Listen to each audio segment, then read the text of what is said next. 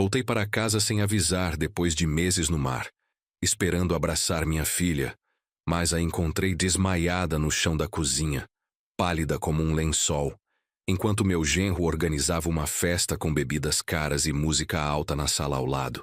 Quando vi aquela cena, senti o sangue ferver nas veias. Minha pequena Ana, a menina que criei sozinho depois que a mãe nos deixou, estava ali jogada, abandonada, enquanto aquele homem comemorava como se nada tivesse acontecido. Mas antes de continuarmos, confira se você já está inscrito no canal e escreva nos comentários de onde você está assistindo este vídeo. Pisei no Porto de Santos com as pernas ainda bambas, sentindo o chão firme depois de 3 meses e meio navegando pelo Atlântico. A mochila pesada nas costas trazia o cheiro de sal e diesel impregnado, igual ao meu uniforme azul de mecânico naval já gasto nas costuras. Aos 63 anos, cada viagem ficava mais difícil, cada subida na escada do navio mais cansativa. Mas era o que eu sabia fazer desde os 17, quando embarquei pela primeira vez para sustentar minha mãe viúva. O sol de março batia forte, aquele calor úmido típico do litoral paulista que gruda na pele. Ao redor, estivadores gritavam instruções, guindastes gemiam erguendo contêineres, e o cheiro de peixe misturado com gasolina tomava conta do cais. Procurei meu celular velho no bolso da calça jeans desbotada, aquele mesmo aparelho que Ana tinha me dado no último aniversário, insistindo que eu precisava de algo mais moderno para nos mantermos em contato. Liguei o telefone e esperei os aplicativos carregarem devagar. 17 chamadas perdidas, 24 mensagens não lidas. O coração apertou. Será que tinha acontecido algo? Cliquei nas mensagens, a maioria de números desconhecidos, algumas de vizinhos antigos, mas nenhuma da Ana. Nenhuma do Rodrigo, meu genro. Aquilo me pareceu estranho. Muito estranho. Normalmente, Ana me mandava mensagens diárias, contando sobre o trabalho na escola onde dava aula de português, sobre as plantas do quintal, sobre receitas novas que estava tentando. Ela sempre foi grudada em mim, minha única filha, minha razão de continuar trabalhando nessa vida dura no mar. Depois que a mãe dela nos abandonou quando Ana tinha apenas 5 anos, fugindo com um vendedor de carros para o interior, ficamos só nós dois contra o mundo. Peguei um ônibus intermunicipal até São Vicente, onde ficava a nossa casa. A viagem de 40 minutos pareceu durar horas. Fiquei olhando pela janela embaçada, vendo a paisagem urbana se misturar com trechos de mangue e favelas, pensando em como seria bom abraçar minha filha. Imaginei a surpresa no rosto dela quando eu aparecesse sem avisar, talvez com aquele sorriso largo que iluminava seus olhos castanhos, iguais aos da mãe. O ônibus parou no ponto perto do mercado municipal, a 3 quadras de casa. Desci carregando a mochila e uma sacola com presentes que tinha comprado nos portos. Um lenço de seda do Uruguai para Ana, uma garrafa de vinho argentino, chocolates importados. Coisas simples, mas escolhidas com carinho durante as poucas horas de folga em terra firme. Caminhei devagar pelas ruas familiares do bairro. A padaria do seu Mário na esquina, a oficina mecânica do Toninho, a casa da Dona Vera com o jardim sempre florido. Tudo igual, tudo no lugar. Mas algo no ar parecia diferente, como se uma tempestade estivesse se formando no horizonte. Aquela sensação ruim que a gente desenvolve depois de anos no mar, pressentindo mudanças no tempo antes mesmo das nuvens aparecerem. Cheguei na minha rua e logo vi a casa. O sobrado amarelo com portão verde que comprei com muito suor há 20 anos. As janelas da frente estavam fechadas, as cortinas puxadas mesmo sendo meio da tarde. Estranhei. Ana sempre gostava de deixar a casa clara, arejada. Dizia que luz do sol espantava a tristeza. Alcancei o portão e percebi que estava entreaberto, apenas encostado, sem cadeado. Meu estômago embrulhou. Ana era meticulosa com segurança. Sempre trancar tudo. Sempre conferir 2 vezes. Empurrei o portão devagar e ele rangeu. Aquele som agudo que eu vinha prometendo consertar há meses. O quintal da frente estava descuidado, com grama alta, E as roseiras que Ana tanto amava, murchas, sem poda, algumas já secas. As folhas mortas acumuladas no caminho de pedras contavam uma história de abandono. Subi os 3 degraus da entrada e antes mesmo de tocar a campainha, ouvi música alta. Não era a música suave que Ana costumava ouvir, aquelas canções românticas antigas. Era música eletrônica, batidas fortes que faziam o vidro da porta vibrar, risadas masculinas, vozes animadas, barulho de copos batendo, uma festa. Em plena tarde de terça-feira, tentei a maçaneta. Aberta. Entrei. O corredor da entrada estava escuro, mas a luz da sala invadia o espaço com reflexos coloridos, daquelas luzes de festa que piscam. O chão de taco que eu mesmo havia encerado antes de viajar estava sujo, com marcas de sapato, copos descartáveis amassados, guardanapos jogados. O cheiro de cerveja e cigarro tomava conta de tudo, misturado com um perfume forte e enjoativo. Avancei pelo corredor, a mochila ainda nas costas, o coração batendo forte no peito. Na sala, a cena me fez parar. Havia umas 8 pessoas, todos jovens na faixa dos 20 e poucos anos, alguns sem camisa, outros com roupas de praia, garrafas de cerveja importada espalhadas pela mesa de centro, aquela que tinha sido da minha sogra. A televisão enorme que eu tinha comprado parcelado para Ana assistir seus filmes tocava videoclipes em volume máximo. No meio de tudo, risonho e gesticulando com uma garrafa de uísque na mão, estava Rodrigo, meu genro, o homem que minha filha tinha escolhido para casar há 2 anos, contra minha intuição. Ele usava uma camisa social branca aberta até o meio do peito, calça de linho bege, mocassim sem meia. O cabelo cheio de gel brilhava sob as luzes coloridas. Ele não me viu entrar. Estava ocupado demais contando alguma história para uma garota loira de biquíni e saída de praia transparente. Fiquei ali, plantado na entrada da sala, tentando processar.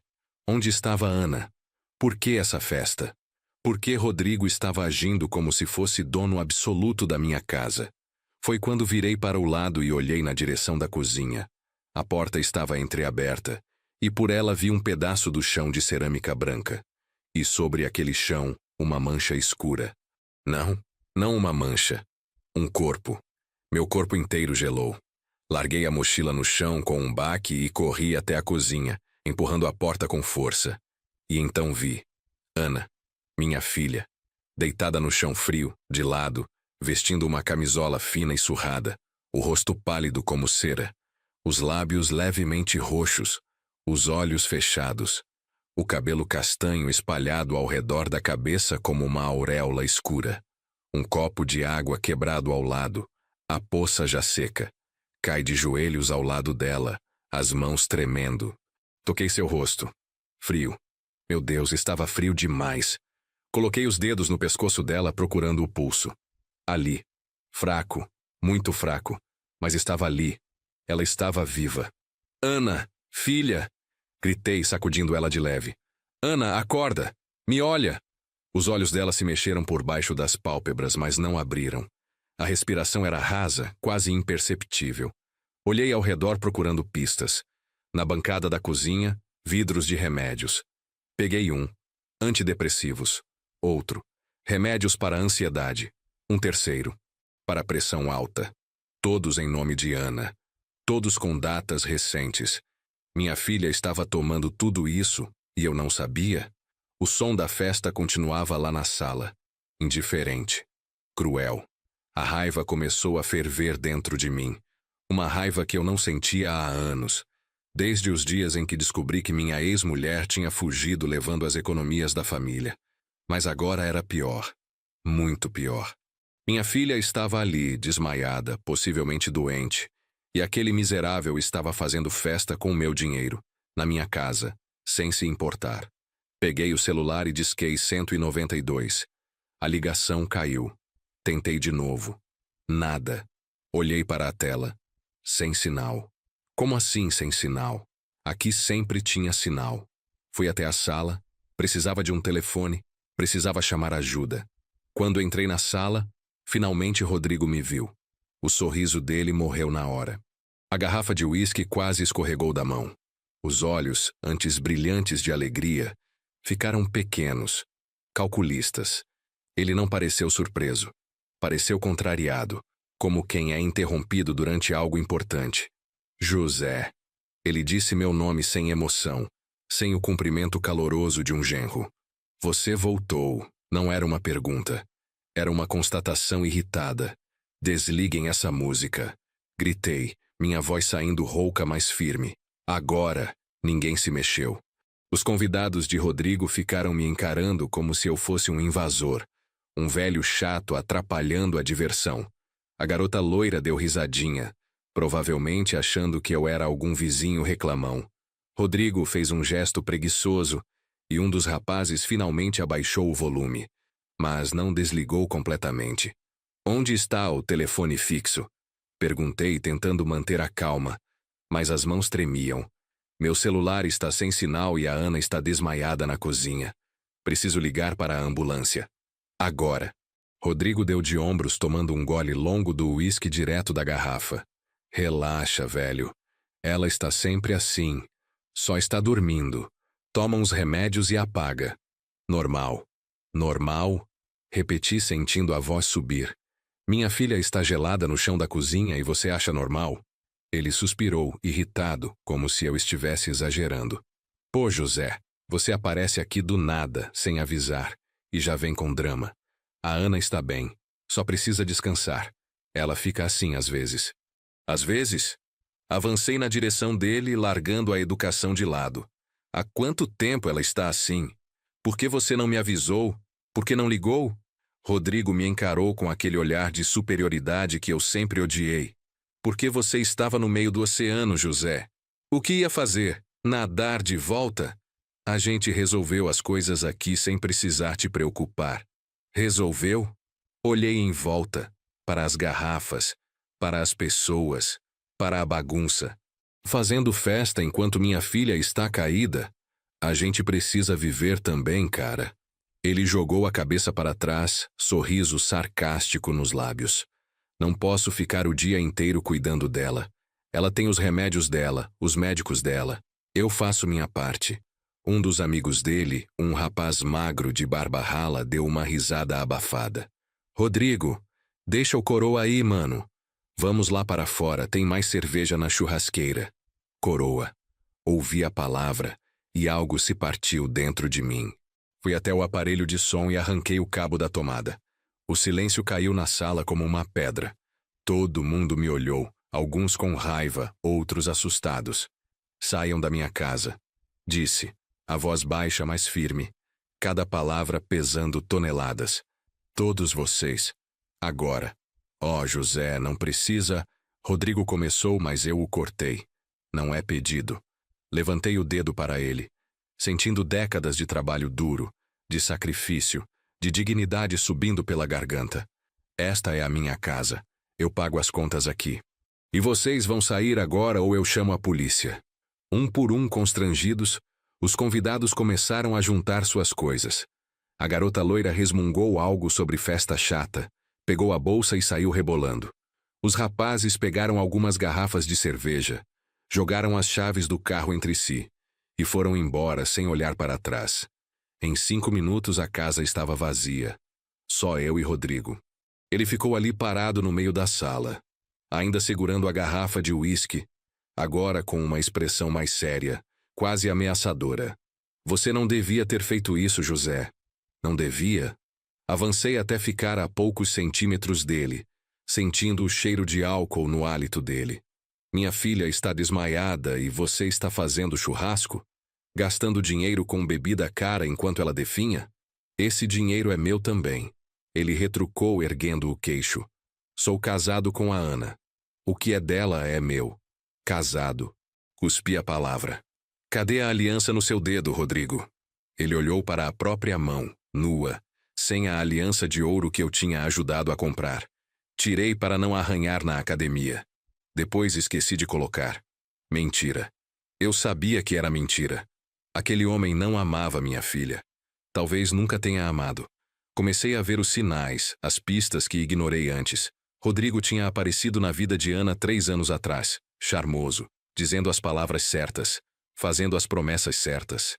Ana, sempre tão carente de afeto masculino depois que a mãe foi embora, caiu como um peixe na isca. Onde está o telefone? Voltei ao assunto urgente.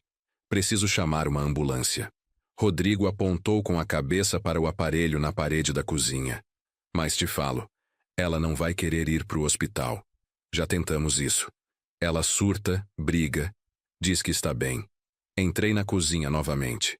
Ana continuava no mesmo lugar, imóvel. Ajoelhei ao lado dela mais uma vez. Acariciei o cabelo dela para trás. Ela estava tão magra. Como não percebi isso antes? Nas videochamadas rápidas que fazíamos quando eu conseguia sinal no navio, ela sempre usava roupas largas, sempre ficava de ângulos que escondiam o corpo. Sempre dizia que estava tudo bem. Ótimo até. Peguei o telefone fixo na parede. Linha morta. Olhei para o fio. Estava arrancado da tomada. Olhei para Rodrigo, que tinha me seguido até a cozinha. Por que o telefone está desligado? Contas atrasadas. Ele disse sem piscar. Cortaram na semana passada. Você deixou cortarem o telefone? A raiva voltou a ferver. Com que dinheiro você comprou esse uísque que está na sua mão? Rodrigo não respondeu. Apenas deu mais um gole, desviando o olhar. Peguei meu celular de novo, subi no balcão da pia para tentar pegar sinal melhor perto da janela. Nada. Desci e fui até a sala, procurando uma área com recepção. Finalmente, perto da janela da frente, uma barrinha fraca apareceu.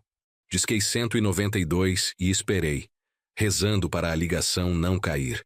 SAMU, qual a emergência? A voz feminina do outro lado soou como uma bênção.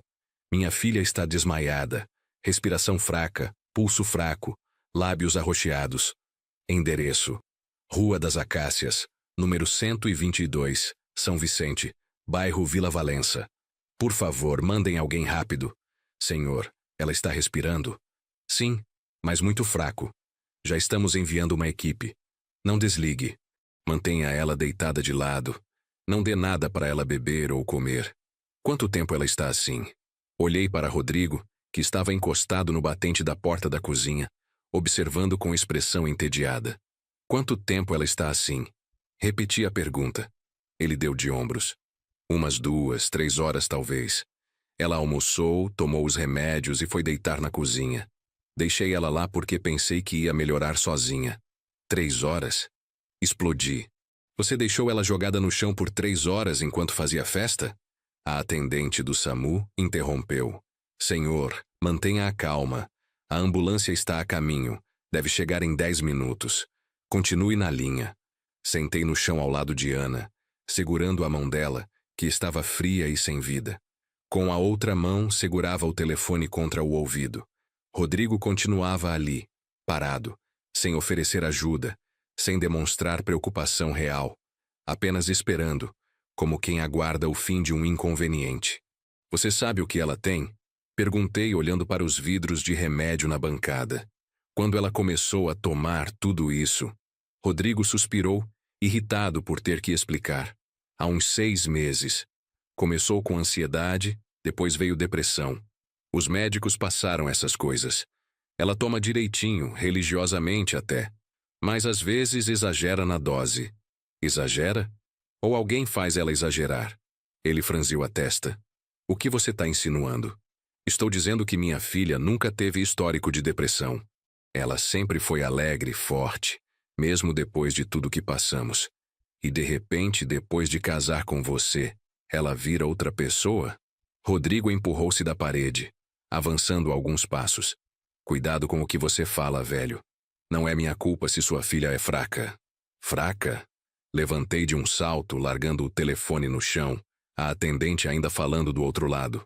Minha filha sustentou essa casa quando eu estava no mar. Trabalhou dando aula em 3 escolas ao mesmo tempo para pagar a faculdade. Cuidou da avó doente até o último dia. Essa mulher é a pessoa mais forte que eu conheço. Era. Rodrigo corrigiu, frieza nos olhos. Agora ela não é nada disso.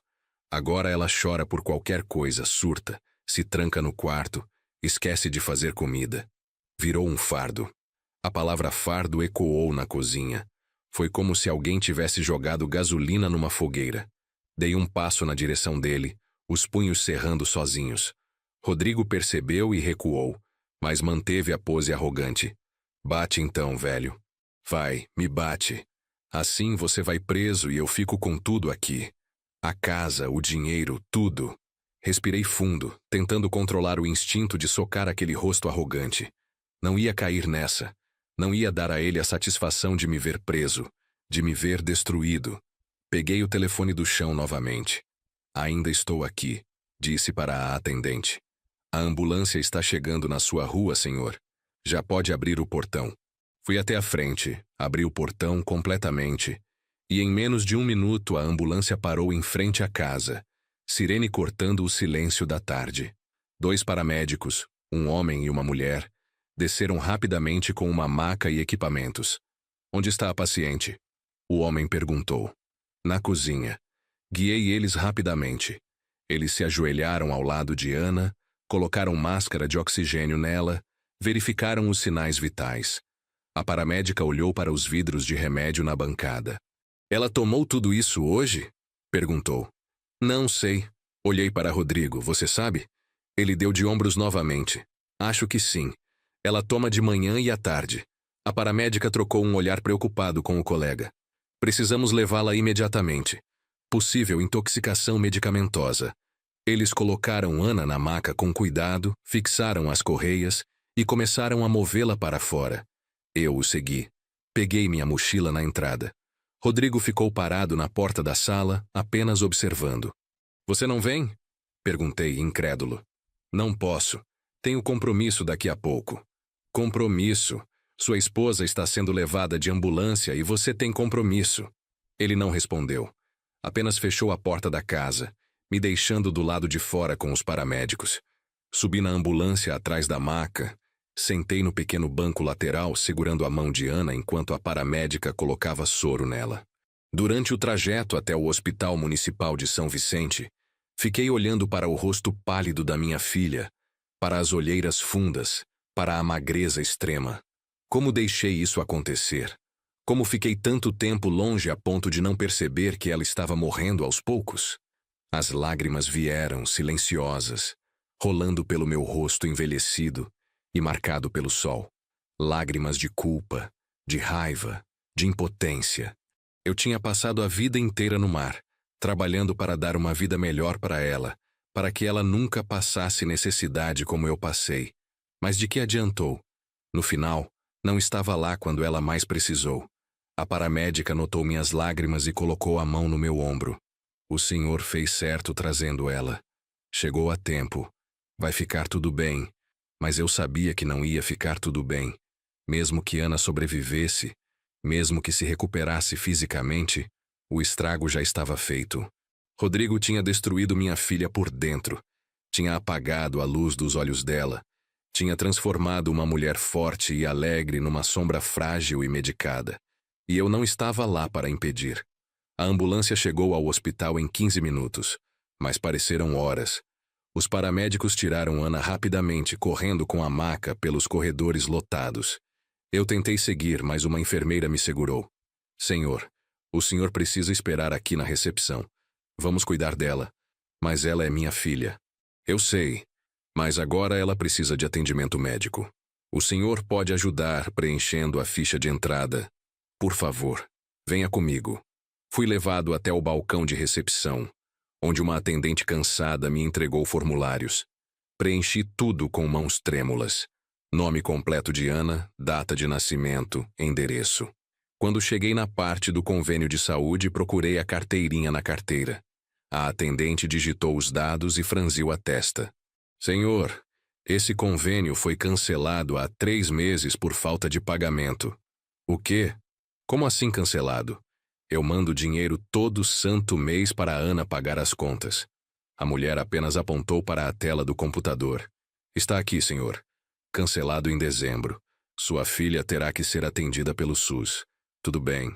Não importa o sistema. Só cuidem dela, pelo amor de Deus. Terminei de preencher e me sentei numa das cadeiras de plástico alaranjadas da sala de espera. Eram quase 6 da tarde. Ao redor, Famílias inteiras esperavam. Crianças chorando, idosos tossindo. A televisão na parede mostrava um programa de variedades com o volume baixo. Peguei o celular e vi mensagens acumuladas. Uma delas era de Márcia, nossa vizinha. José, aqui é a Márcia. Faz tempo que não te vejo. Preciso falar com você sobre sua filha. É urgente. Me liga quando puder. Liguei imediatamente. Márcia atendeu no segundo toque. Alô? José. Graças a Deus você voltou.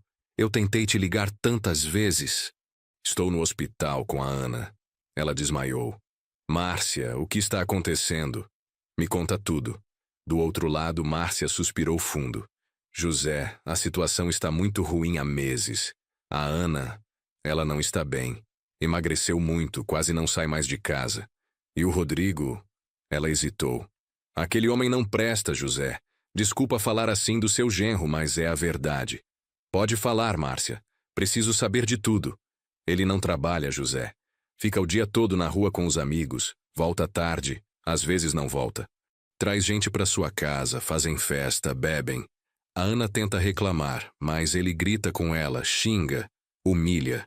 Uma vez eu quase chamei a polícia, mas ela me pediu para não fazer nada. Disse que ia resolver sozinha. E o trabalho dela? Ela foi demitida de 2 escolas, José. Faltava muito, não conseguia dar aula direito. Ouvi ela contando pro irmão do Rodrigo uma vez. E tem mais? Márcia abaixou a voz. Acho que ele está usando as contas bancárias dela. Semana passada veio um oficial de justiça na sua casa, deixou um papel na porta. Algo sobre dívidas. As peças começavam a se encaixar, formando um quadro horrível. Rodrigo era um parasita. Tinha encontrado em Ana uma vítima perfeita. Mulher solitária, com o pai sempre longe, carente de afeto, com uma casa própria e algum dinheiro. Ele se aproveitou de tudo. Sugou ela até não sobrar nada. Obrigado por me avisar, Márcia. Vou cuidar de tudo agora. Qualquer coisa que precisar, pode contar comigo, José. Vou rezar pela Ana. Desliguei e fiquei olhando para o celular, processando tudo. Precisava agir. Mas primeiro, precisava saber como Ana estava. Passaram-se 2 horas angustiantes. A noite já tinha caído completamente quando uma médica finalmente apareceu na porta da emergência, olhando para uma prancheta. Ana Paula Santos? Levantei num pulo. Sou o pai dela. Como ela está, doutora? A médica, uma mulher jovem de cabelos presos em rabo de cavalo, me guiou para um canto mais reservado. Senhor Santos, sua filha está estável agora. Fizemos lavagem gástrica, aplicamos carvão ativado para absorver o excesso de medicamentos. Ela teve uma intoxicação medicamentosa causada por superdosagem de antidepressivos e ansiolíticos. Ela vai ficar bem? Perguntei, a voz quebrando. Fisicamente, sim, mas vamos precisar mantê-la em observação por pelo menos 48 horas. O que me preocupa, Senhor Santos, é que isso não parece ter sido acidental. Os níveis dos medicamentos no sangue dela indicam que ela tomou muito além da dose prescrita. Senti o chão desabar. A senhora está dizendo que ela tentou. Não posso afirmar com certeza sem conversar com ela. Mas precisamos considerar essa possibilidade. Por isso acionei o serviço de psiquiatria. Uma profissional vai avaliar sua filha assim que ela acordar. Posso vê-la? A médica acenou que sim. Ela está sendo transferida para a enfermaria agora. Quarto 215, segundo andar. Mas, Senhor Santos, ela ainda está sedada. Provavelmente só vai acordar amanhã. Agradeci à médica e segui as placas pelo corredor até os elevadores. O hospital tinha aquele cheiro característico de desinfetante misturado com comida de bandeja que me fazia o estômago revirar. Subi até o 2º andar, as pernas pesadas como chumbo. Encontrei o quarto 215 no fim do corredor, uma porta entreaberta com luz fraca vazando pelas frestas. Empurrei a porta devagar. Era um quarto com 4 leitos, mas só 2 estavam ocupados. Ana estava na cama perto da janela, conectada a um soro, um monitor de batimentos cardíacos fazendo bip em intervalos regulares. O rosto dela continuava pálido, mas os lábios não estavam mais roxos. Tinha mais cor, mais vida. Puxei a cadeira de plástico e sentei ao lado da cama, pegando a mão dela com cuidado para não atrapalhar o acesso venoso. Filha, sou eu. Pai está aqui. Sussurrei, apertando de leve aqueles dedos finos demais. Desculpa por ter demorado. Desculpa por não ter percebido. Mas agora eu estou aqui e não vou deixar mais nada de ruim acontecer com você. Prometo. Uma enfermeira entrou para verificar os sinais vitais, anotou algo na prancheta e saiu sem dizer palavra. A noite avançou devagar. Da outra cama vinha o ronco baixo de um senhor idoso. Pela janela, via as luzes da cidade piscando, carros passando na avenida em frente ao hospital. A vida continuava lá fora, indiferente ao drama que se desenrolava dentro daqueles muros brancos. Por volta das 11 da noite, Ana começou a se mexer. Os dedos se contraíram levemente na minha mão. As pálpebras tremeram. Abri um sorriso, o primeiro do dia. Filha, pode me ouvir? Sou eu, pai. Os olhos dela se abriram devagar, desfocados, confusos. Ela olhou para o teto, para os lados, depois para mim. Levou alguns segundos até o reconhecimento surgir naquele olhar castanho. Pai? A voz saiu rouca, quebrada. Você voltou?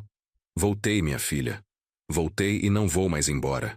Lágrimas começaram a escorrer dos cantos dos olhos dela, molhando o travesseiro. Ela tentou falar, mas a garganta não cooperava. Peguei o copinho de água que a enfermeira tinha deixado na mesinha lateral e ofereci com o canudinho.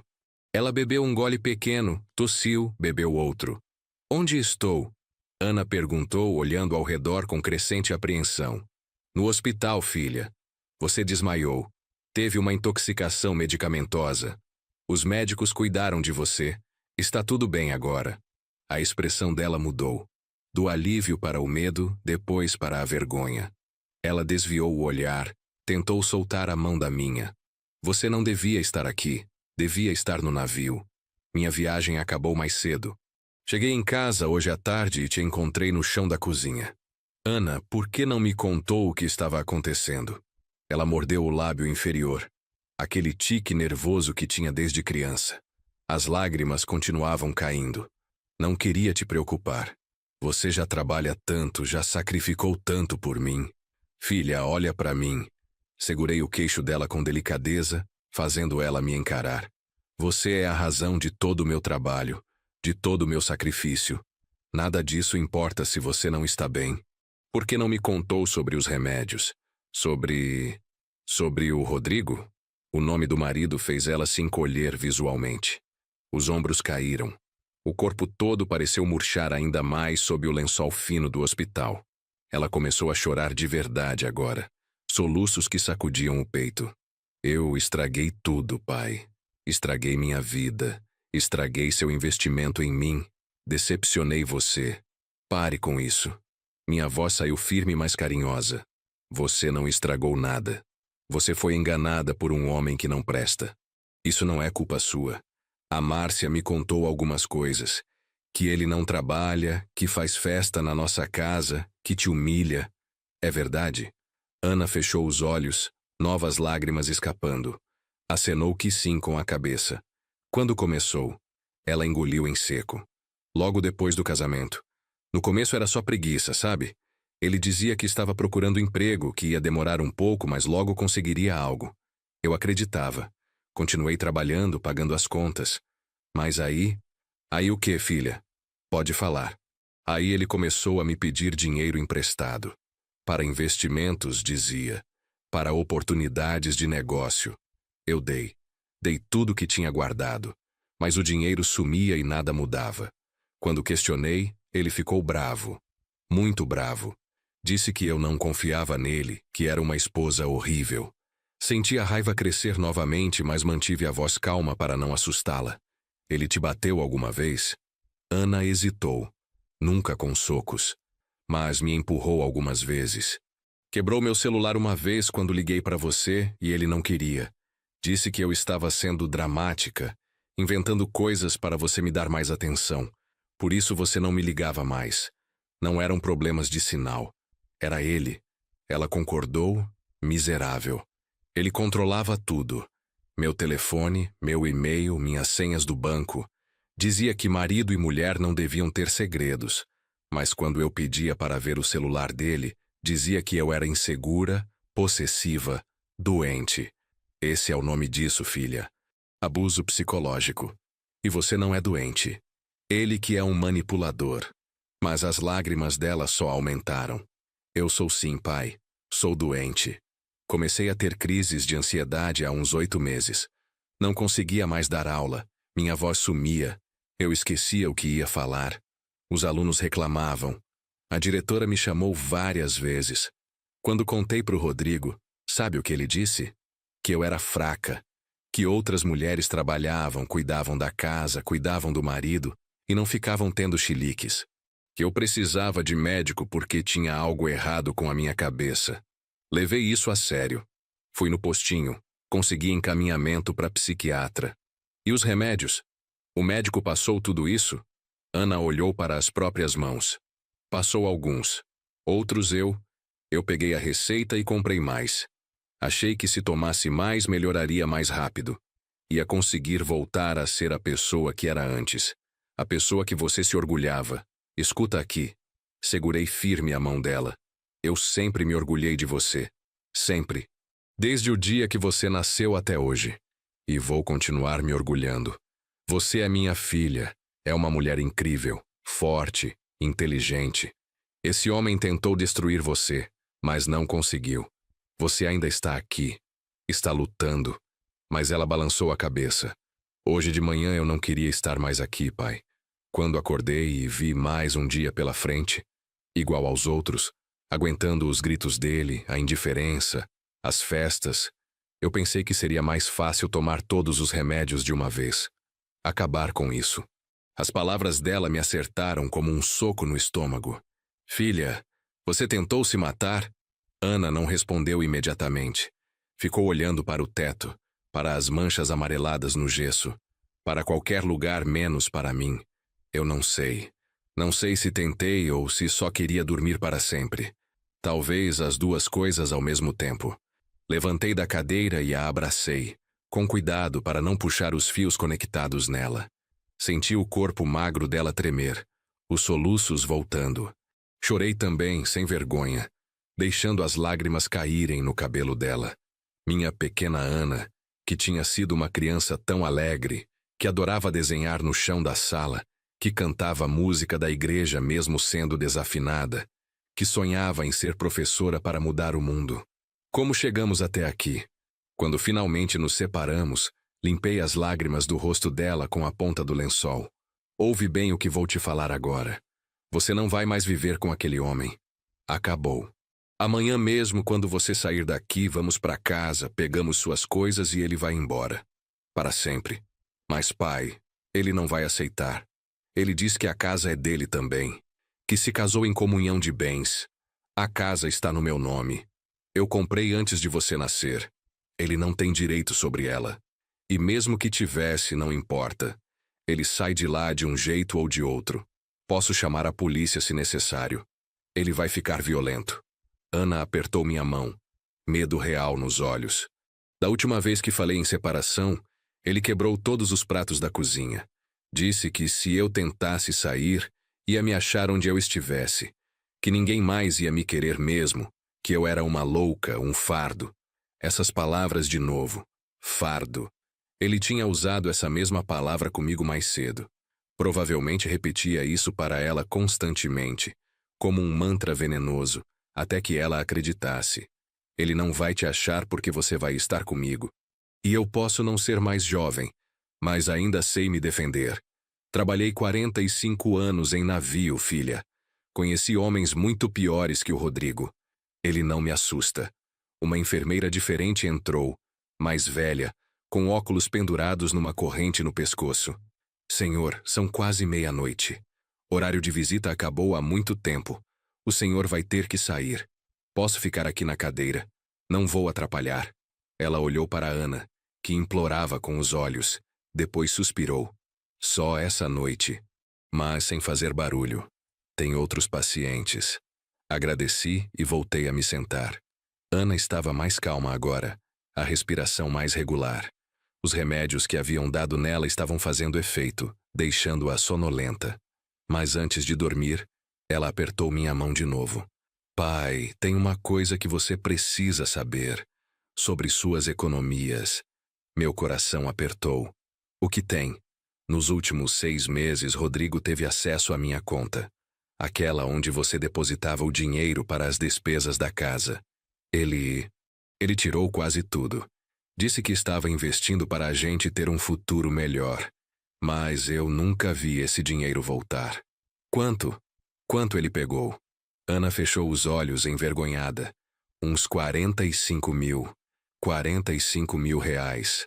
Era o que eu tinha conseguido economizar nos últimos 3 anos. Tirando centavo por centavo do salário já pequeno. Era para ser a aposentadoria. O colchão de segurança para quando eu não pudesse mais trabalhar. E aquele parasita tinha roubado tudo. Tem como provar? Transferências, recibos, algo? Ela acenou que sim. Tenho os extratos guardados. Estão num envelope embaixo do colchão do quarto de hóspedes. Mostram todas as transferências que ele fez para uma conta no nome dele. Ele me obrigava a fazer. Ficava do meu lado no celular. Dizia que se eu recusasse era porque não amava ele de verdade. Ótimo. Vamos usar isso. Amanhã mesmo registro um boletim de ocorrência por apropriação indébita. Ana pareceu preocupada. Mas ele é meu marido. A polícia vai levar a sério? Vão sim. Dinheiro na conta não é comunhão de bens. Especialmente se foi colocado lá por mim, para um propósito específico, e ele usou sem autorização real. Conversei com um advogado no navio, outro mecânico que estava tendo problemas parecidos com o filho. Você planejou isso? Não, filha. Mas homem de mar aprende a se preparar para tempestades. Sempre achei que algo estava errado. A forma como ele falava comigo nas poucas vezes que conversamos por telefone, sempre apressado, sempre irritado quando eu fazia perguntas sobre você. Meu instinto gritava, mas eu estava longe demais para fazer algo. Não está mais. Ana sussurrou, os olhos finalmente se fechando de verdade. Agora você está aqui. Fiquei observando ela dormir, a respiração se aprofundando, os músculos do rosto relaxando. Parecia tão jovem ali, tão frágil. Minha menina. Tudo que tinha nesse mundo de valor. E eu quase a perdi. Quase deixei aquele verme destruir completamente a vida dela. Recostei na cadeira desconfortável, sentindo cada osso do corpo reclamar. A viagem de navio, a cena em casa, a correria do hospital, tudo pesava sobre mim. Mas não ia dormir. Não até ter certeza de que Ana estava estável, segura. O monitor continuava fazendo bip em intervalos regulares. Um som que deveria ser irritante, mas que naquele momento era reconfortante. Significava que ela estava viva. Peguei o celular e comecei a fazer pesquisas. Advogados especializados em direito de família em São Vicente. Medidas protetivas contra a violência doméstica. Como provar apropriação indébita entre cônjuges. Cada artigo que lia, cada informação que absorvia, aumentava minha determinação. Rodrigo não ia sair impune. Ia pagar por tudo que fez com minha filha.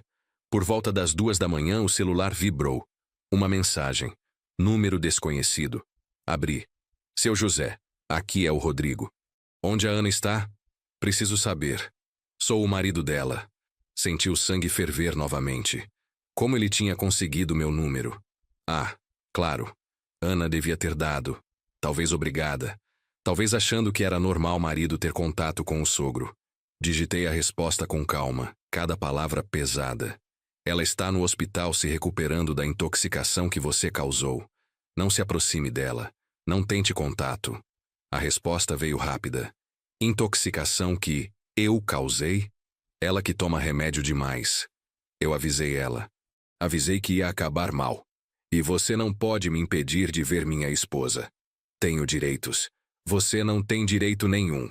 E se tentar aparecer aqui, chamo a segurança. Já avisei os médicos sobre você. Houve uma pausa longa. Depois, 3 pontinhos indicando que ele estava digitando. A mensagem que veio me fez cerrar os dentes. Cuidado, velho. Você não sabe com quem está mexendo. A Ana é minha. A casa é minha. Tudo é meu. E você é só um marinheiro velho que vai morrer sozinho no mar. Bloqueei o número imediatamente. Não ia dar a ele a satisfação de uma resposta.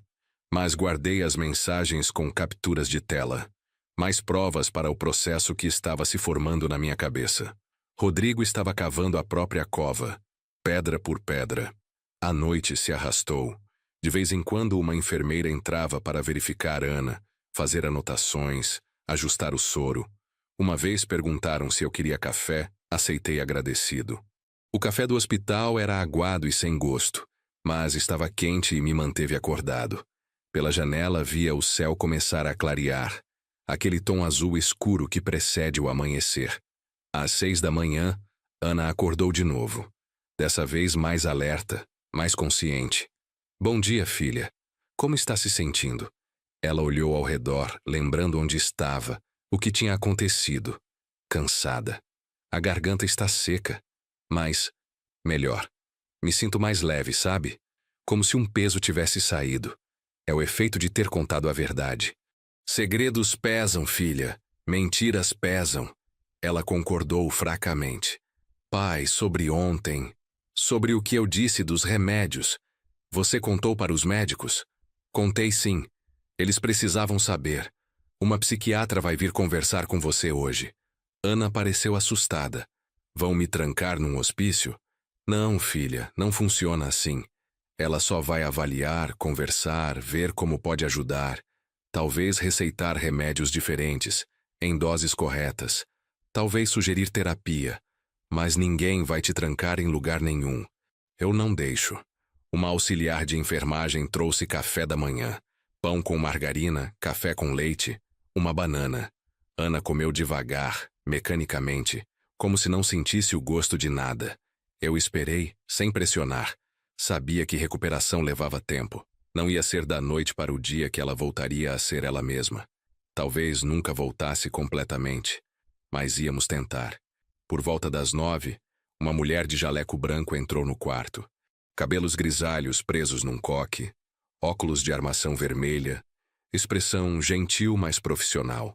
Bom dia, Ana. Sou a doutora Beatriz, psiquiatra do hospital. Posso conversar um pouco com você? Ana olhou para mim, insegura. Pode ficar, pai. A médica olhou para mim avaliando. Prefiro conversar com ela sozinha primeiro.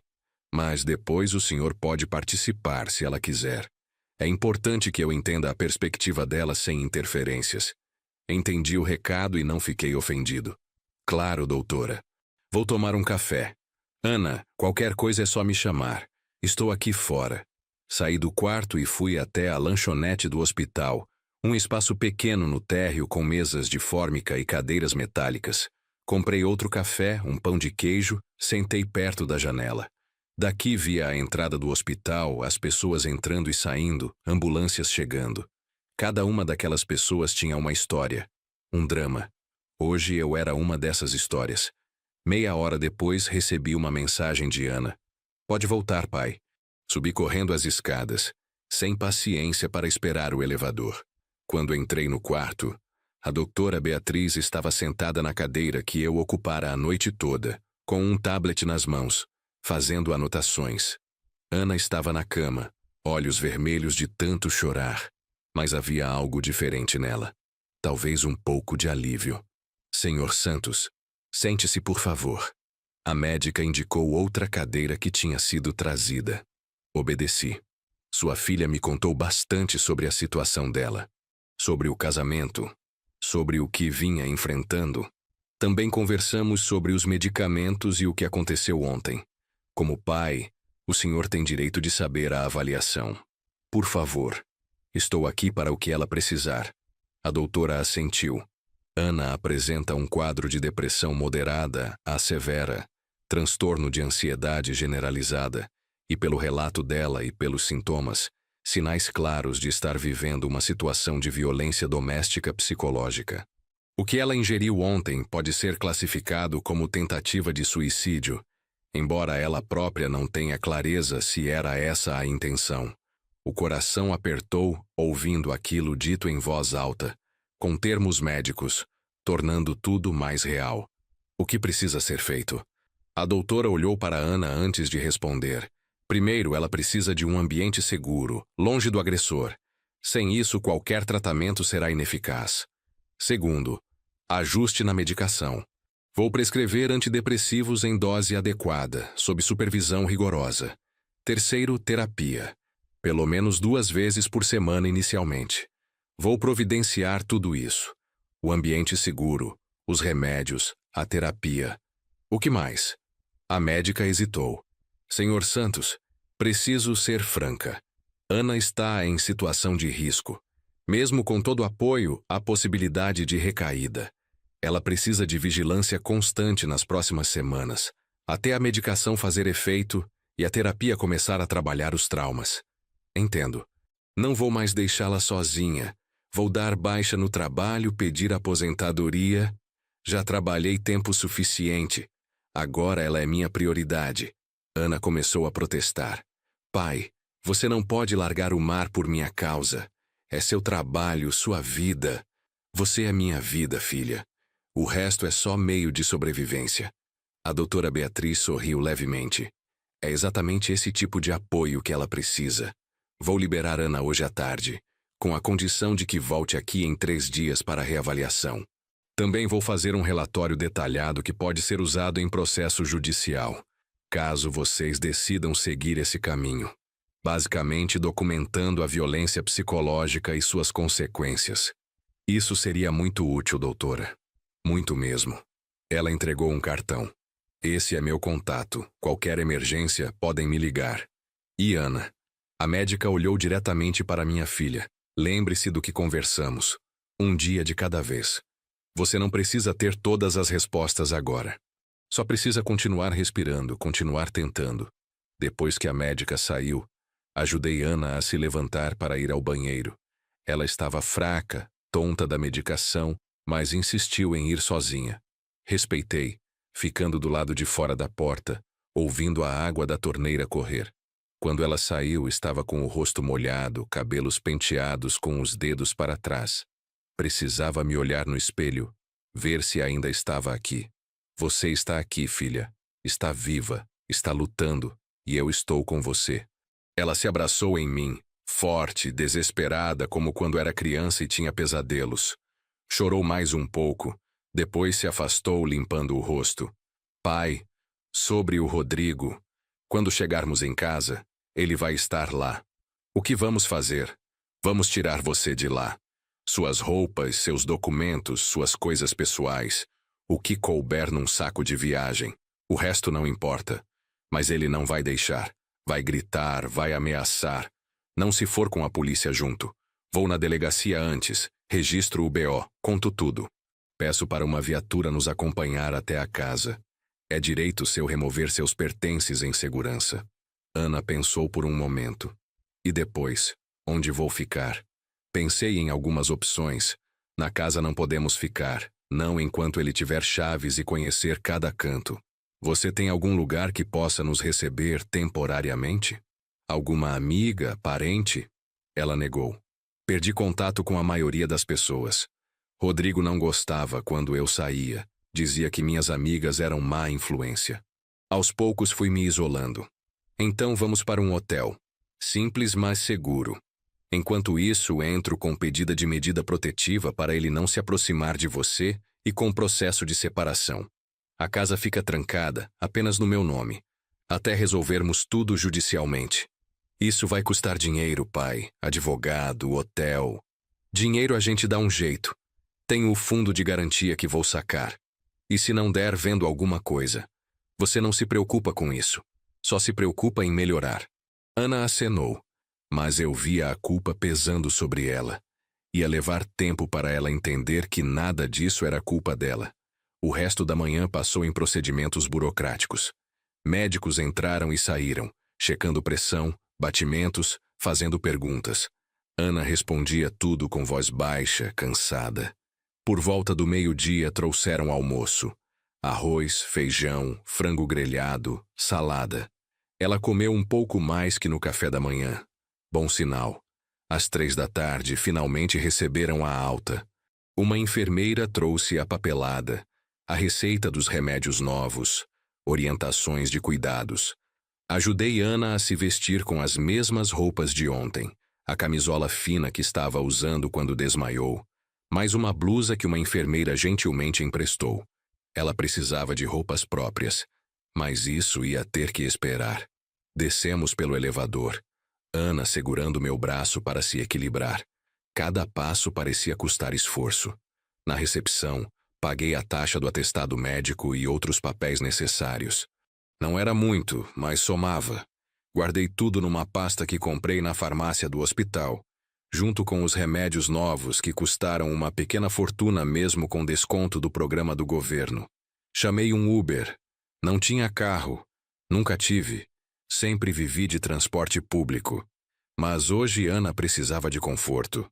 O motorista, um senhor de meia idade com touca de crochê no banco, nos cumprimentou alegre. Onde vão? Primeiro na delegacia da mulher de São Vicente, depois em casa. Ele notou o bracelete de identificação ainda no pulso de Ana. O hospital impresso nele. Tudo bem com a senhora? Perguntou preocupado. Vai ficar. Ana respondeu antes que eu pudesse. Vai ficar tudo bem. A viagem até a delegacia levou 15 minutos. Durante o caminho, Ana ficou olhando pela janela, vendo a cidade passar. São Vicente, cidade onde nasceu e cresceu, onde aprendeu a andar de bicicleta, onde deu seu primeiro beijo, onde casou achando que tinha encontrado o amor da vida. Tudo parecia diferente agora, como se estivesse vendo pela primeira vez. A Delegacia de Defesa da Mulher ficava num prédio antigo perto da prefeitura. Descemos, agradeci ao motorista que insistiu em não cobrar a corrida. Deus abençoe vocês, disse antes de ir embora. Gente boa ainda existia no mundo. Às vezes era fácil esquecer isso. Entramos na delegacia. Havia outras mulheres esperando, algumas com crianças no colo, outras com olhos roxos mal disfarçados com maquiagem. Ana apertou minha mão. Não quero estar aqui. Não quero ser mais uma estatística. Você não é estatística. É uma sobrevivente. E está fazendo a coisa certa. Esperamos meia hora até sermos chamados. Uma escrivã nos recebeu. Uma senhora robusta de uniforme, com expressão cansada de quem já ouviu muitas histórias tristes. Sentem-se. O que aconteceu? Ana contou tudo. Desde o começo do relacionamento. As promessas, as mentiras, o controle progressivo, o isolamento social, as humilhações, as ameaças, até o dia anterior. Sua voz falhou várias vezes, mas ela continuou. Eu segurei a mão dela o tempo todo, dando força. A escrivã digitava rápido, fazendo pausas ocasionais para pedir esclarecimentos. Ele já bateu em você fisicamente? Empurrões contam? Contam sim. Quantas vezes? Ana pensou. Umas 3, 4 vezes. Uma vez me jogou contra a parede e macucou meu ombro. Procurou atendimento médico? Não. Ele disse que tinha sido sem querer que eu tinha tropeçado. A mulher balançou a cabeça, já conhecendo o padrão. Tem fotos das lesões, mensagens ameaçadoras, testemunhas. Ana negou. Nunca tirei foto. Apagava as mensagens porque tinha medo dele ver e ficar mais bravo. Mas nossa vizinha, a Márcia, ela viu algumas coisas. Vamos precisar do contato dela para depoimento. A escrivã continuou digitando. E sobre a apropriação indébita que o senhor mencionou no telefone? Tenho os extratos bancários.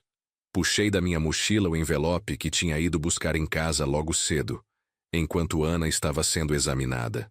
A enfermeira-chefe tinha me deixado sair por 1 hora. Rodrigo não estava lá, graças a Deus. Consegui entrar, pegar o envelope de debaixo do colchão do quarto de hóspedes, como Ana tinha indicado, e voltar sem intercorrências. A escrivã examinou os papéis, as sobrancelhas se erguendo. 45 mil reais em 6 meses. Isso é significativo. Vou incluir no BO. Também tem as mensagens que ele me mandou ontem à noite. Mostrei meu celular. Ela leu e acenou. Caractere de ameaça clara. Vou adicionar isso também. O processo levou quase 2 horas. Ao final, recebemos uma cópia do boletim de ocorrência, um papel que parecia simples, mas que representava o primeiro passo real para a liberdade de Ana. A escrivã entregou também alguns panfletos informativos sobre medidas protetivas, casas de apoio, grupos de suporte. Olhem, sei que é difícil, mas vocês fizeram certo vindo aqui. Agora vamos encaminhar tudo para o juizado. A medida protetiva deve sair em alguns dias. Alguns dias? Ana pareceu alarmada. E se ele aparecer antes disso? A mulher suspirou. Por isso recomendo que não voltem para casa ainda. Fiquem com parentes, amigos, hotel, qualquer lugar onde ele não saiba onde estão. E se ele aparecer, ligar imediatamente para 190.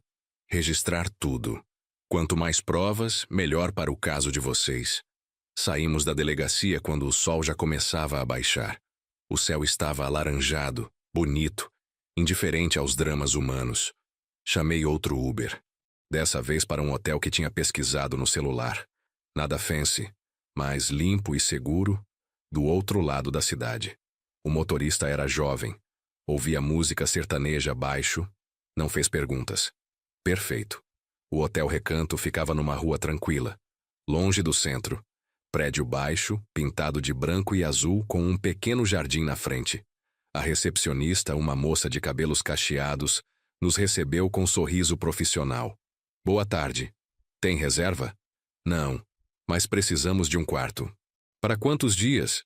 Não sei ainda. Vamos começar com uma semana. Ela checou no computador. Tenho um quarto duplo disponível no segundo andar. R$ 200 a diária, café da manhã incluso. Aceito. Ela digitou nossos dados, peguei minha carteira para pagar adiantado. O cartão passou no débito, graças a Deus ainda tinha saldo da última viagem. Recebemos a chave, um chaveiro antigo com o número 23 gravado. Subimos pela escada, já que o hotel não tinha elevador. O quarto era simples.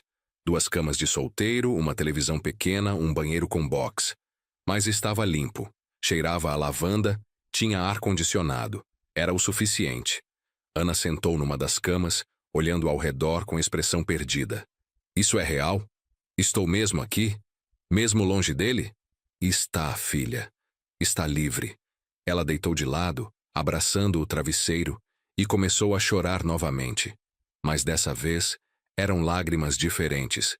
Não de desespero, mas de alívio, de exaustão, de libertação. Deixei ela chorar, sentei na outra cama, esperando.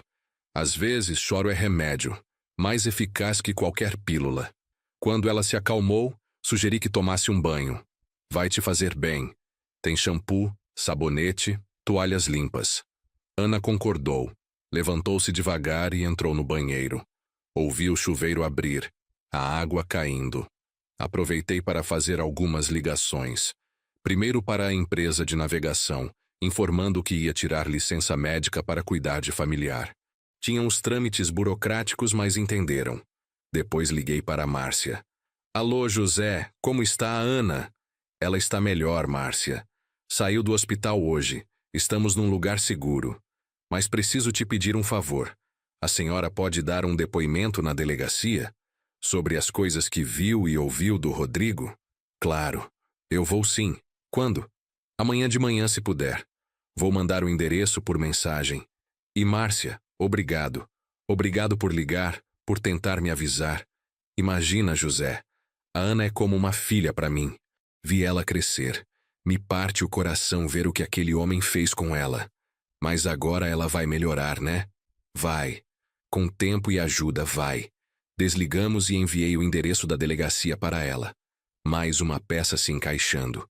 Ana saiu do banho meia hora depois, cabelos molhados caindo sobre os ombros, vestindo a mesma roupa porque não tínhamos outra opção. Amanhã compramos roupas novas, disse. Por hoje vamos jantar algo leve e descansar. Ok? Ela acenou, sentando na cama com as pernas cruzadas. Pai, não sei como agradecer por tudo que você está fazendo. Não precisa agradecer. Sou seu pai. É minha obrigação, meu privilégio cuidar de você. Peguei o celular. O que quer comer? Pizza, chinês, sanduíche? Qualquer coisa. Não estou com muita fome. Vou pedir uma pizza média, metade calabresa, metade marguerita. Como a gente comia quando você era pequena, lembra? Um sorriso fraco apareceu no rosto dela. Lembro. Nas sextas-feiras, quando você voltava da viagem, a gente comia pizza assistindo filme na televisão. Exatamente. Vamos reviver isso hoje.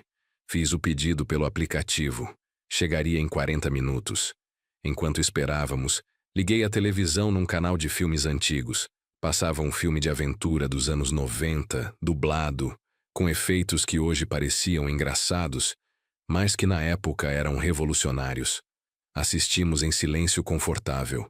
Ana encostada na cabeceira da cama, eu sentado na cadeira perto da janela. Quando a pizza chegou, comemos direto da caixa, usando guardanapos como pratos. Ela comeu 2 fatias, um progresso considerando que no hospital mal tinha tocado na comida. Você precisa se alimentar, filha. O corpo precisa de energia para se curar. Eu sei. Só perdi o apetite faz tempo. Comida não tinha mais gosto. Nada tinha mais gosto. Mas hoje, sei lá, esse calabresa está bom. Bem melhor do que lembro. É porque está comendo em paz, sem alguém criticando, controlando, julgando.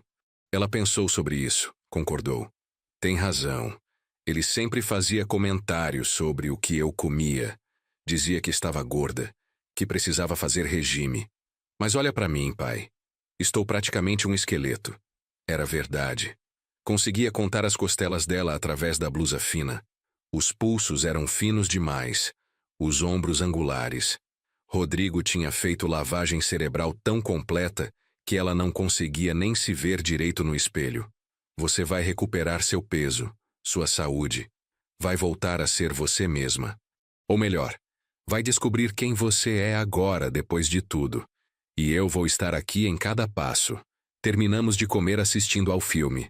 Ana bocejou várias vezes, os remédios e a exaustão emocional cobrando pedágio. Pode dormir, filha. Vou ficar acordado mais um pouco, só conferindo algumas coisas. Ela se deitou, puxou o cobertor fino até o queixo. Pai. Sim. Obrigada por não desistir de mim. Nunca vou desistir de você. Apaguei a luz, deixei apenas o brilho fraco da televisão iluminando o quarto. Ana adormeceu em minutos. A respiração profunda e regular. Ficaria tudo bem. Tinha que ficar. Passei a noite planejando os próximos passos no celular. Advogado, buscar roupas de Ana na casa com escolta policial, iniciar processo de separação, encontrar terapeuta bom e acessível. Talvez vender a casa e mudar para outro lugar onde Rodrigo nunca encontraria. Por volta das 3 da manhã, Ana começou a se mexer inquieta. Gemia baixo, virando de um lado para o outro. Pesadelo. Levantei e sentei na beira da cama dela, tocando seu ombro levemente. Filha, acorda. É só um sonho. Os olhos dela se abriram de repente, arregalados, desorientados. Ele está aqui? Cadê ele? Não, não está. É só eu. Você está segura. Ela se sentou abruptamente, suando, tremendo. Sonhei que ele me encontrou, que arrombou a porta, me arrastou pelos cabelos de volta para casa, trancou tudo.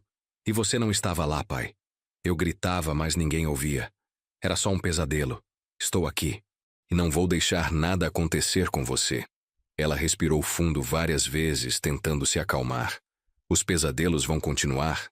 A terapeuta que a doutora Beatriz recomendou disse que pode ter pesadelos, flashbacks, ansiedade. Faz parte do trauma. Mas com tempo e tratamento vai melhorar. Aqui, bebe um pouco de água. Ofereci a garrafa de água que tinha comprado no caminho. Ela bebeu longos goles, depois se deitou novamente. Posso dormir com a luz acesa? Claro que pode. Acendi o abajur na mesinha entre as camas. A luz amarela fraca trouxe algum conforto. Ana fechou os olhos de novo, mas segurou minha mão. Não solta. Não vou. Prometo. Ficamos assim até o sol nascer, mãos entrelaçadas, pai e filha contra o mundo mais uma vez. Como nos velhos tempos, quando ela era pequena e tinha medo de trovões. Às 7 da manhã, descemos para o café da manhã. A sala era pequena, com 3 mesas e um buffet simples. Pão, bolo, frutas, café, leite, suco. Outras 2 pessoas tomavam café. Um casal de idosos que conversava baixo entre si. Nos servimos e sentamos perto da janela que dava para o jardim. Pássaros cantavam lá fora. Tinha sol. O dia prometia ser quente.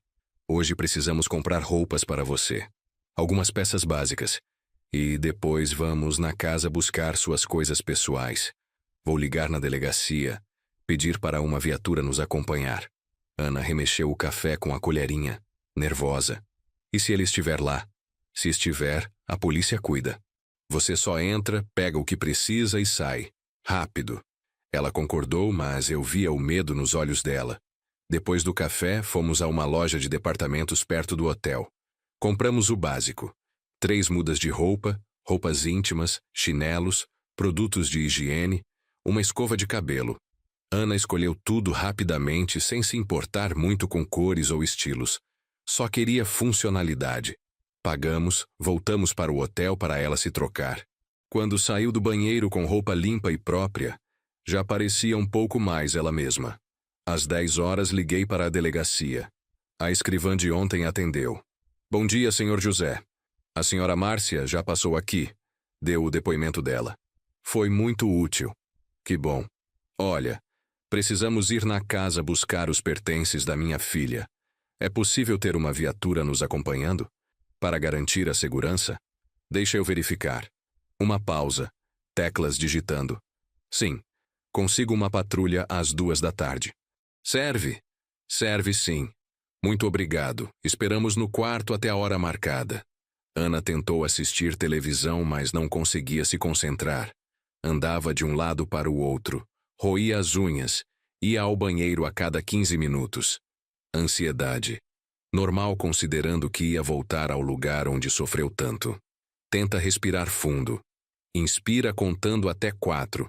Segura. Expira contando até 4. Ajuda. Ela tentou, repetiu o exercício várias vezes. Às 2 horas em ponto, estávamos na frente da casa. A viatura já estava lá. 2 policiais militares esperando. Um homem alto de bigode grosso e uma mulher mais jovem de rabo de cavalo. Bom dia. Vocês são da família Santos? Somos sim. Explicamos a situação rapidamente. O policial acenou. Entendido. Vamos entrar com vocês, garantir que não haja conflito. Façam isso rápido, peguem apenas o essencial. Respirei fundo. Ana apertou minha mão com força. Vamos. Abri o portão, subimos os degraus da entrada. A porta estava trancada. Ainda tinha minha chave. Girei na fechadura, a porta abriu. A casa estava em silêncio. Rodrigo? Chamei. Ninguém respondeu. Os policiais entraram primeiro, verificaram a sala, a cozinha. Não tem ninguém. Podem pegar as coisas. Ana subiu correndo para o quarto. Eu a segui. Ela pegou uma mala velha do armário. Começou a jogar roupas dentro sem dobrar.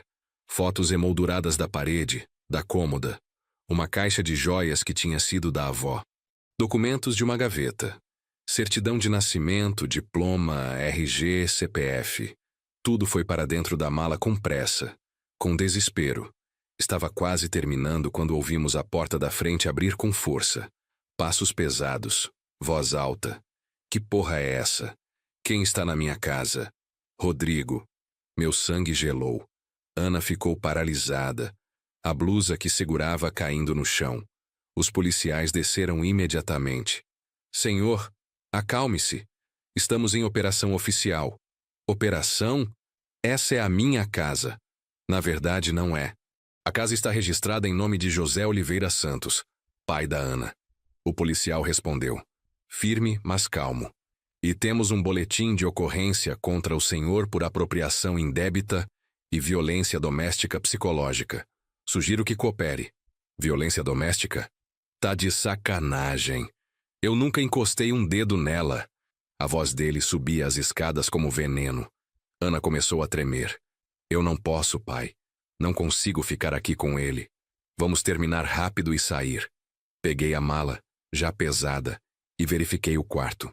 Falta algo importante? Seus livros, suas plantas, seus... Deixa. Só quero sair daqui. Descemos as escadas juntos. Ana escondida atrás de mim. Na sala, Rodrigo estava sendo contido pelos 2 policiais. Não fisicamente, mas com presença. Ele nos viu e o rosto contorceu de raiva. Ana, sua vadia, você chamou a polícia? Depois de tudo que fiz por você? Tudo o que você fez foi destruir ela. Minha voz saiu dura como pedra.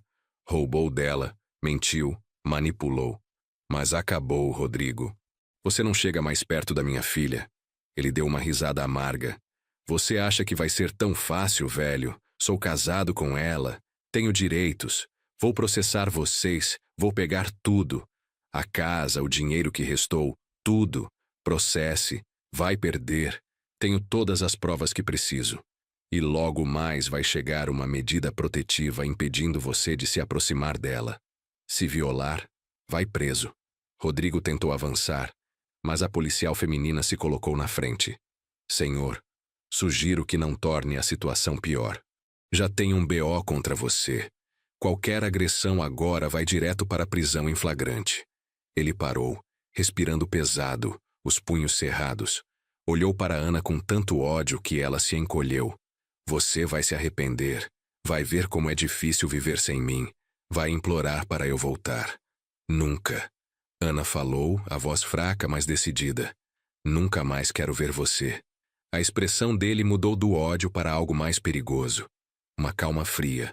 Um sorriso cruel. Tudo bem, mas lembra que eu sei onde sua família mora. Sei onde seus amigos trabalham. Essa cidade é pequena, Ana. Muito pequena. Isso é ameaça direta. O policial tirou o bloquinho. Vou adicionar isso no relatório. Senhor, o senhor está cavando um buraco muito fundo. Saímos da casa rapidamente, Ana praticamente correndo. Coloquei a mala no porta-malas da viatura. Os policiais nos acompanharam até o carro que chamei. Vão ficar bem? Vamos sim. Obrigado pela ajuda. Qualquer problema, acionem novamente. No caminho de volta ao hotel, Ana não disse uma palavra. Olhava pela janela, lágrimas silenciosas escorrendo. Quando chegamos ao quarto, ela entrou no banheiro e vomitou. Segurei o cabelo dela, esfregue suas costas. Quando terminou, ajudei ela a se limpar, levei para a cama. Foi demais. Desculpa, filha. Não devia ter deixado você ir. Não. Ela limpou a boca com as costas da mão. Eu precisava ir. Precisava encarar aquilo. Mas ouvir a voz dele de novo, ver o rosto dele, todas aquelas lembranças voltaram. Todas as vezes que ele me humilhou, me fez sentir pequena, inútil. Você não é nenhuma dessas coisas. Ele que tentou fazer você acreditar nisso. Ela se enrolou nas cobertas, tremendo apesar do calor. Me dá o remédio? O da ansiedade. Peguei o vidro na mochila, li as instruções. Meio comprimido quando necessário. Parti o comprimido, dei com água. Ela tomou e fechou os olhos. Em 20 minutos o tremor diminuiu. A respiração ficou mais regular. Dormiu, exausta. Aproveitei para organizar a mala dela. Separei as roupas, as fotos, os documentos. Entre os papéis encontrei um diário. Velho, capa de couro gasta. Hesitei. Era invasão de privacidade. Mas algo me dizia para olhar. Abri numa página aleatória, datada de 5 meses atrás. Não sei mais quem sou. Olho no espelho e vejo uma estranha. O Rodrigo disse hoje que ninguém nunca vai me amar como ele ama. Que sou sortuda de ter ele porque nenhum outro homem aguentaria minhas crises. Será que é verdade? Será que sou mesmo essa pessoa horrível que ele descreve? Às vezes penso em ligar pro pai, mas o que eu diria? Que fracassei, que escolhi errado. Ele trabalha tanto, está tão cansado, não posso adicionar meus problemas nos dele. Lágrimas embaçaram minha visão.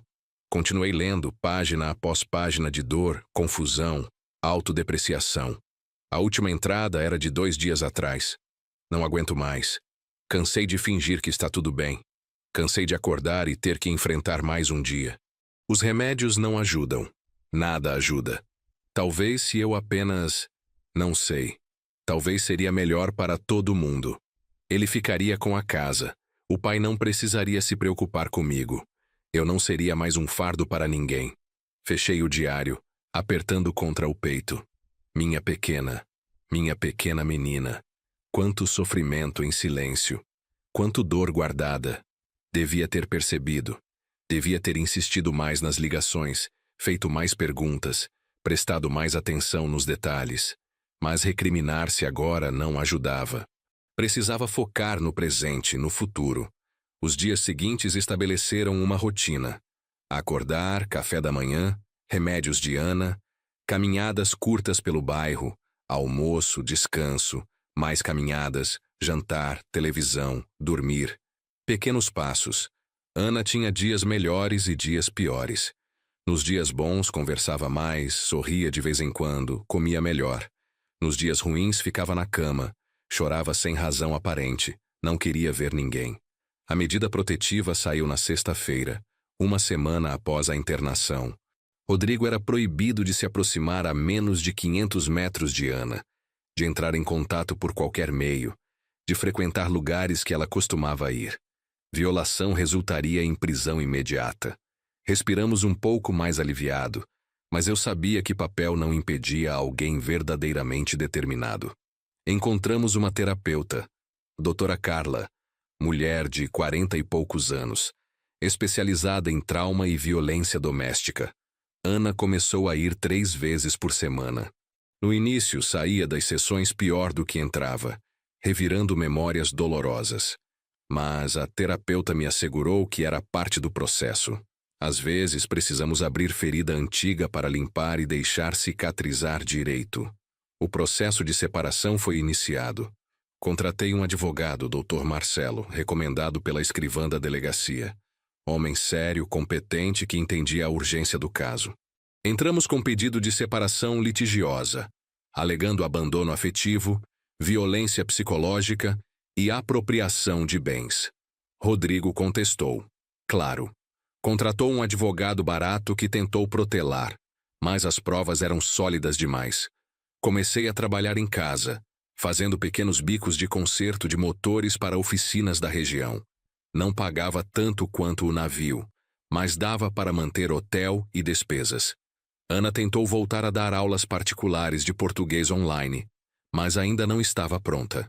Tinha crises de ansiedade no meio das aulas, esquecia o que ia dizer, precisava interromper. Tentamos algumas vezes, depois desistimos temporariamente. 1 mês depois da internação, Ana ganhou 3 quilos. Pouco, mas significativo. O rosto estava menos cavado, os olhos menos fundos. Começou a ler de novo, livros de ficção que a transportavam para outros mundos. Descobriu crochê através de vídeos no YouTube. Fazia peças pequenas, porta-copos, marcadores de livro. Mantinha as mãos ocupadas, a mente focada. 2 meses após tudo começar, houve a audiência de conciliação no fórum. Tínhamos que estar na mesma sala que Rodrigo. Ana quase desistiu na porta, mas a doutora Carla tinha trabalhado isso nas sessões. Você é mais forte que o medo. Ele não tem poder sobre você, a não ser o poder que você der. Entramos. Rodrigo estava lá de terno barato, cabelo gel demais, advogado ao lado. Nos viu e fez cara de nojo. Ana não olhou para ele. Manteve os olhos fixos na juíza, uma senhora de cabelos brancos e óculos de leitura. A audiência durou 1 hora. Rodrigo tentou se vitimizar. Disse que era ele quem sofria com uma esposa doente, que tinha feito tudo por ela, que o dinheiro que pegou era dele por direito de casado. O Dr. Marcelo desmontou cada argumento com provas, extratos, mensagens, laudos médicos, depoimentos. A juíza ouviu tudo com atenção, fez algumas perguntas, analisou documentos. Ao final, deu a sentença. Separação concedida sem possibilidade de recurso de bens. Rodrigo deveria devolver metade dos 45 mil em parcelas. Não tinha direito sobre a casa que era anterior ao casamento e estava em nome do sogro. Rodrigo explodiu. Isso é injustiça, ela é louca, inventou tudo. A juíza bateu o martelo. Senhor, controle-se ou será retirado à força. A sentença está dada. Ele nos olhou com ódio puro, mas não disse mais nada. Saímos do fórum em silêncio. Só quando chegamos no carro, Ana deixou as lágrimas caírem. Acabou? Realmente acabou? Acabou, filha. Você está livre. Naquela noite, celebramos modestamente. Pizza e refrigerante, como nos velhos tempos. Ana sorriu de verdade. O primeiro sorriso completo que via em meses. Comeu 4 fatias, conversou sobre planos futuros, sobre talvez tentar dar aulas novamente, sobre fazer um curso online de design gráfico que tinha visto. 3 meses após a separação, decidimos deixar o hotel. Encontramos um apartamento pequeno para alugar, 2 quartos numa área tranquila. Levamos nossas poucas coisas, compramos móveis básicos em lojas de usados. Não era luxo, mas era nosso. Era seguro. Era recomeço. A casa amarela foi colocada à venda. Tinha memórias demais, boas e ruins. Melhor começar novo em lugar novo. Ana continuou terapia, mas agora apenas 1 vez por semana. Os remédios foram reduzidos gradualmente. Alguns dias ainda eram difíceis. Os pesadelos ocasionalmente voltavam, mas a tendência era de melhora. Ela começou a frequentar um grupo de apoio para mulheres sobreviventes de violência doméstica. Lá encontrou outras histórias, outras dores, outras vitórias. Não estava sozinha. 1 ano depois daquele dia em que voltei do mar e encontrei minha filha no chão da cozinha, estávamos no apartamento preparando jantar juntos. Ana picava legumes para uma sopa, eu mexia o molho. Ela contava sobre a nova turma de alunos online, sobre como uma menina de 12 anos tinha enviado uma redação linda sobre superação. Tinha orgulho na voz dela, aquele brilho de volta nos olhos. Recebi mensagem de Dr. Marcelo. Rodrigo tinha sido condenado por apropriação indébita, pena de prestação de serviços comunitários e multa.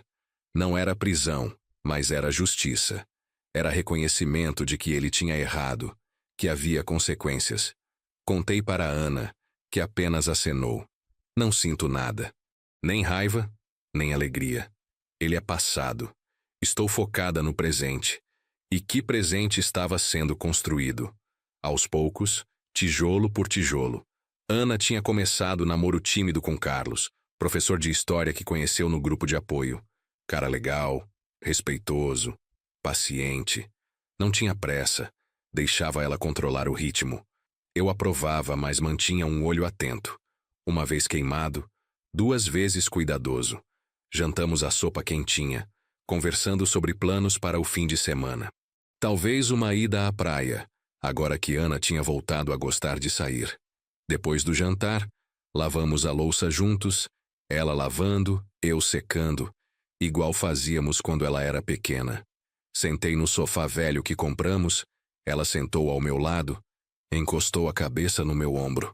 Pai. Sim, filha, obrigada, por não ter desistido de mim mesmo quando eu desisti de mim mesma. Lágrimas vieram, mas eram lágrimas boas, de gratidão, de amor, de esperança. Nunca vou desistir de você. Você é minha razão de viver. E você é minha razão para voltar a viver. Ficamos assim, pai e filha, sobreviventes de tempestades diferentes, mas juntos no porto seguro que construímos. Lá fora, a cidade continuava seu ritmo. Pessoas vivendo suas vidas. Mas ali dentro, naquele apartamento simples, tínhamos tudo o que importava. Tínhamos um ao outro. Tínhamos recomeço. Tínhamos esperança. A televisão tocava baixo algum programa de variedades. O relógio da parede marcava 8h40. Uma noite comum, banal até. Mas para nós era extraordinária. Cada noite em paz era uma vitória. Cada dia sem medo era um milagre. Cada sorriso de Ana era um presente que eu nunca mais daria como garantido. Olhei para minha filha, agora com 28 anos, mas parecendo renascida. O cabelo havia crescido. Saudável, brilhante. O rosto tinha cor, vida. Os olhos, antes tão opacos e distantes, brilhavam com planos e sonhos. Ela era uma sobrevivente, uma guerreira, e eu tinha o privilégio de estar ao lado dela nessa jornada. Às vezes me perguntava o que teria acontecido se eu não tivesse voltado naquele dia.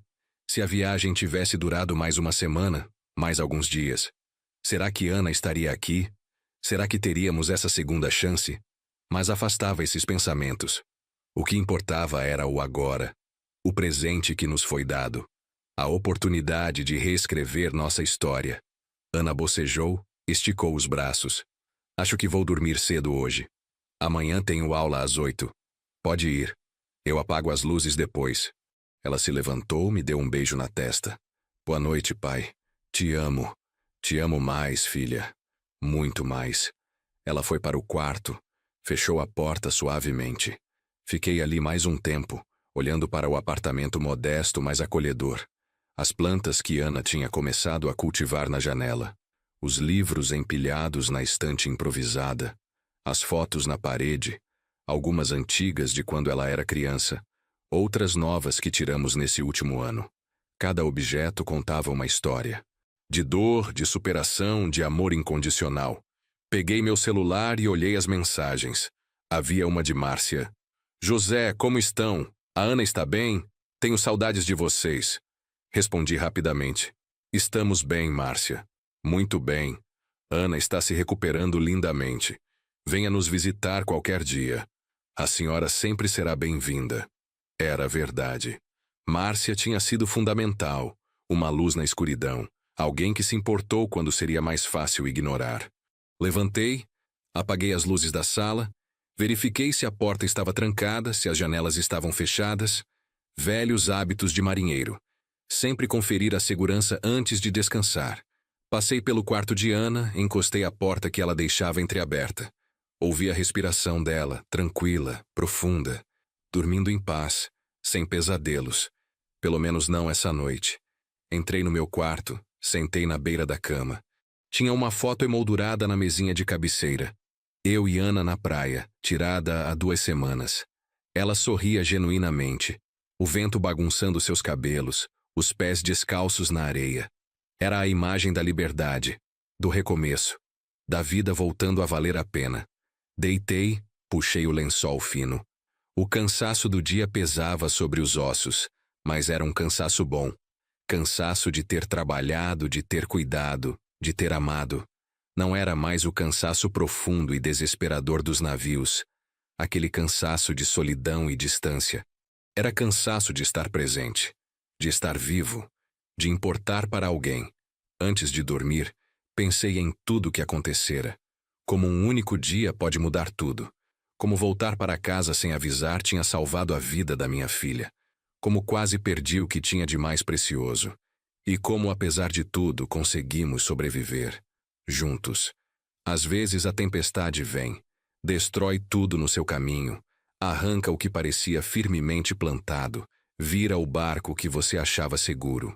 Mas quando a tempestade passa, quando o mar se acalma e o sol volta a brilhar, você percebe o que realmente importa. Não são as posses, não é o status, não é o dinheiro guardado no banco. É o amor, é a família, é ter alguém por quem vale a pena lutar. E eu tinha isso. Tinha minha filha. Tinha nossa história de superação. Tinha a certeza de que, não importa o que viesse pela frente, enfrentaríamos juntos. Porque somos sobreviventes. Porque somos fortes. Porque o amor verdadeiro, o amor entre pai e filha, é mais forte que qualquer tempestade. Fechei os olhos. O sono finalmente vindo. E pela primeira vez em muito tempo, dormi em paz completa, sabendo que no quarto ao lado estava minha filha, segura, viva, reconstruindo sua vida pedaço por pedaço, e que eu estaria ali, cada dia, cada passo do caminho, até meu último suspiro, porque é para isso que pais existem, para proteger, para amar incondicionalmente, para nunca desistir, mesmo quando tudo parece perdido. E eu nunca desistiria dela. Nunca. Essa era a minha promessa, minha missão, minha razão de ser. E era a melhor razão que alguém poderia ter.